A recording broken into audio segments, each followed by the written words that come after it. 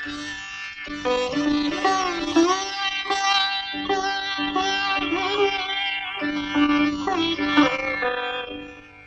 تک ہم سب کی رسائی ہے اگر ہم مناسب جگہوں پر اسے تلاش کریں، لگن سے کوشش جاری رکھیں تو آپ بھی اپنی زندگی کی سچائی کو پا سکتے ہیں۔ حقیقت کی تلاش میں آپ کی مدد کریں گے جناب خلیل حبیب صاحب۔ پروگرام سنیے حقیقت کی تلاش۔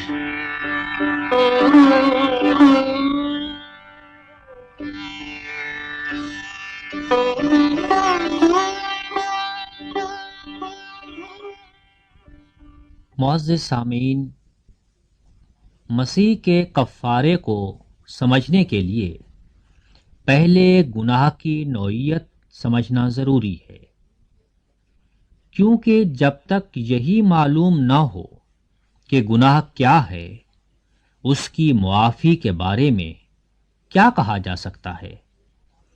اسی لیے کتاب مقدس یعنی بائبل کے شروع میں پہلے انسانی گناہ کا تذکرہ ہے۔ ان ابتدائی ابواب میں بتایا گیا ہے کہ کس طرح خدا تعالی نے زمین و آسمان کو خلق کیا اور آخر میں اشرف المخلوقات انسان کو پیدا کیا۔ حضرت آدم و حوا کو اس بات کی اجازت دی گئی کہ وہ باغ عدن کے ہر درخت سے کھا سکتے ہیں، لیکن ایک درخت کا پھل کھانے سے انہیں منع کر دیا گیا۔ جب شیطان کو معلوم ہوا کہ آدم و حوا کو کیا احکامات دیے گئے ہیں، تو اس نے انہیں بہکانے اور راہ راست سے ہٹانے کی اسکیم تیار کی، جبکہ خدا تعالی نے کہا تھا کہ تو باغ کے ہر درخت کا پھل بے روک ٹوک کھا سکتا ہے، لیکن نیک و بد کی پہچان کے درخت کا کبھی نہ کھانا، کیونکہ جس روز تو نے اس میں سے کھایا تو مرا۔ شیطان نے اس کے برعکس ان سے کہا کہ تم ہرگز نہ مرو گے، بلکہ خدا جانتا ہے کہ جس دن تم اسے کھاؤ گے تمہاری آنکھیں کھل جائیں گی اور تم خدا کی مانند نیک و بد کے جاننے والے بن جاؤ گے۔ دوسرے الفاظ میں شیطان کے کہنے کا مطلب یہ تھا کہ خدا تم سے آزادی چھین لینا چاہتا ہے، وہ تمہیں اپنے غلام بنا کر رکھنا چاہتا ہے۔ تمہاری کامیابی کا راز اسی میں مضمر ہے کہ تم مجھ سے بغاوت کر دو اور اس درخت کے پھل میں سے کھا لو۔ حضرت حوا اس شیطانی فلسفے کی شکار ہو گئیں، اور بعد میں حضرت آدم نے بھی حضرت حوا کی طرح خدا کے حکم کی خلاف ورزی کی اور اس درخت کے پھل میں سے کھا لیا۔ اسے کھاتے ہی ان دونوں کی آنکھیں کھل گئیں اور انہیں اپنے ننگے پن کا احساس ہونے لگا۔ اس واقعے کے بیان کے ذریعے بائبل شریف نے گناہ کی ماہیت پر روشنی ڈالی ہے کہ گناہ دراصل خدا سے بغاوت کا نام ہے۔ یہ اس قلبی حالت کا نام ہے جب انسان اپنے آپ کو خدا کی عائد کردہ پابندیوں سے آزاد سمجھنے لگتا ہے، جب انسان خدا کو اس کے تخت عدالت سے ہٹا کر خود اس کی جگہ بیٹھ جانا چاہتا ہے، یا آسان ترین الفاظ میں گناہ خدا کی حکم عدولی ہے، اس کے احکامات کی خلاف ورزی ہے۔ گناہ وہ عظیم بغاوت ہے جس کے تحت انسان اپنے آپ کو خدا بنانے کے خواب دیکھنے لگتا ہے، لیکن ان سب کا حاصل ننگا پن ہے۔ اس خواب کی تعبیر بہت ہی بھیانک ہے۔ جس طرح آدم و حوا باغ عدن سے نکال دیے گئے، اسی طرح اس خواب کی تعبیر خدا کے حضور سے اخراج ہے۔ یہ جیتے جی جہنم کا سفر ہے۔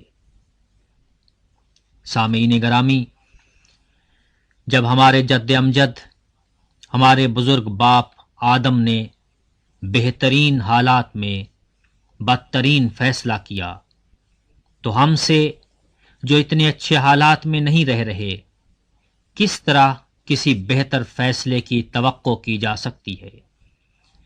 بیٹے اپنے باپ کی ذات کا عکس ہوتے ہیں، جیسا باپ ویسے بیٹے۔ جس طرح ہمارے باپ نے انتہائی نازک موڑ پر غلط فیصلہ کر لیا، اسی طرح ہم اپنی زندگی میں غلط فیصلے کرتے رہتے ہیں۔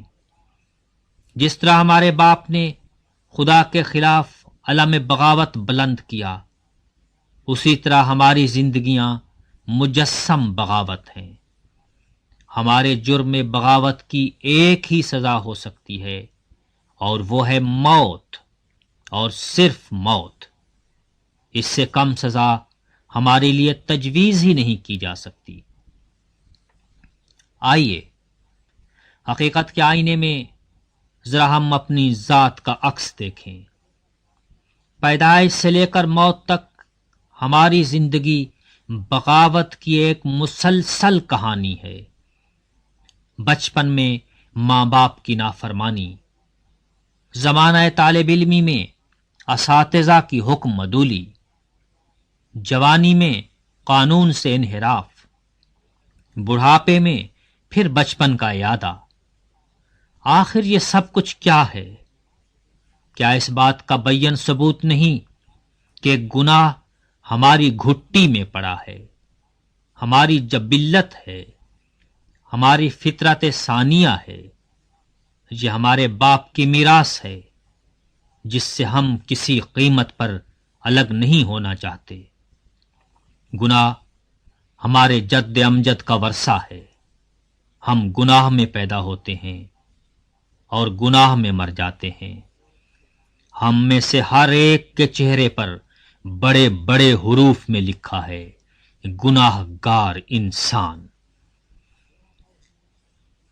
گناہ کا اصول کس طرح ہماری زندگی میں جاری و ساری ہے، اس کا اندازہ ذرا اس بات سے لگائیے کہ ہمارے لیے کوئی نیکی کا کام انجام دینا جوئے شیر لانے سے کم نہیں۔ بڑی جان جوکھوں کا کام ہے، پہاڑ کی چڑھائی کی طرح دشوار ترین، لیکن برائی کرنے کے لیے ہمیں کوئی محنت نہیں کرنا پڑتی۔ یہ پہاڑ کی اترائی کی طرح بہت ہی آسان کام ہے۔ برائی ہمارے لیے فطری عمل ہے اور نیکی ماورائے فطرت۔ اسی کشمکش کی طرف اشارہ کرتے ہوئے ایک دانشمند نے کہا ہے، ہم جانتے ہیں کہ شریعت تو روحانی ہے، مگر میں جسمانی اور گناہ کے ہاتھ بکا ہوا ہوں،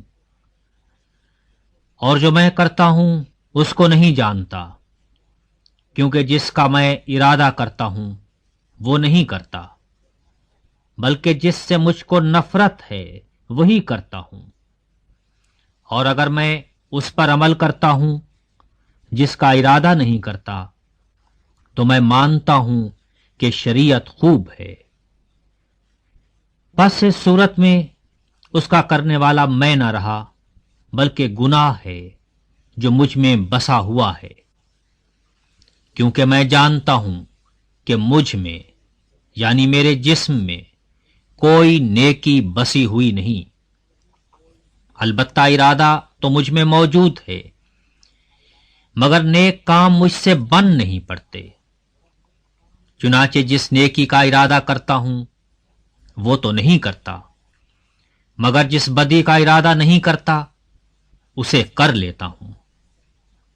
پس اگر میں وہ کرتا ہوں جس کا ارادہ نہیں کرتا، تو اس کا کرنے والا میں نہ رہا، بلکہ گناہ ہے جو مجھ میں بسا ہوا ہے۔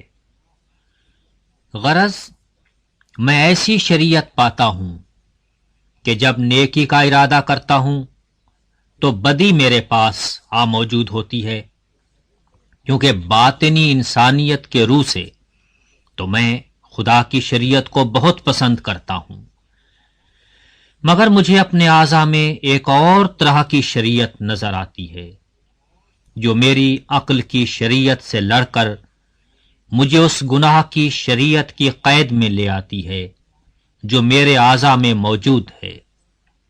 ہائے، میں کیسا کم بخت آدمی ہوں، اس موت کے بدن سے مجھے کون چھڑائے گا؟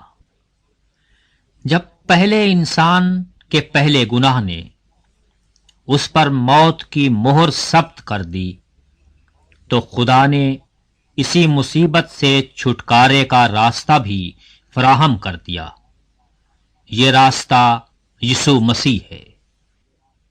بنی نوع انسان سے اس کی مختلف پیدائش اس کی منفرد ذات کی آئینہ دار ہے۔ وہ جو ہم جیسا ہوتے ہوئے بھی ہم سے مختلف تھا، ہمیں بچانے کے لیے آیا۔ آدم اول کی راہ موت کی راہ ہے، آدم ثانی یعنی مسیح کا راستہ زندگی کا راستہ ہے۔ پہلے انسان نے خدا کی حکم عدولی کر کے موت کمائی اور اپنے بچوں کے لیے موت کا ورثہ چھوڑ گیا۔ مسیح نے خدا کی فرما برداری کر کے موت کی فتح کو شکست میں بدل دیا اور اپنے ماننے والوں کے لیے زندگی فراہم کی۔ معزز سامعین، اگر آپ کو اس بات کا احساس ہے کہ آپ گناہگار ہیں، اگر آپ کو اپنی زندگی میں خدا کے خلاف بغاوت کے آثار دکھائی دیتے ہیں، اگر آپ کا دل گواہی دیتا ہے کہ آپ کی زندگی خدا کی حکم عدولی میں گزر رہی ہے، اگر آپ کا ذاتی تجربہ یہ ہے کہ آپ اپنی زندگی موت کے سائے میں گزار رہے ہیں، تو آپ بھی اس راستے کو، اس صراط مستقیم کو قبول کر لیں۔ آپ کو اپنے گناہوں سے نجات ملے گی، سکون قلب میسر ہوگا۔ آئیے، فیصلہ کیجئے اور اس کفارے کو قبول فرمائیے۔ خدا آپ کو ایسا کرنے کی توفیق عطا فرمائے۔ آمین۔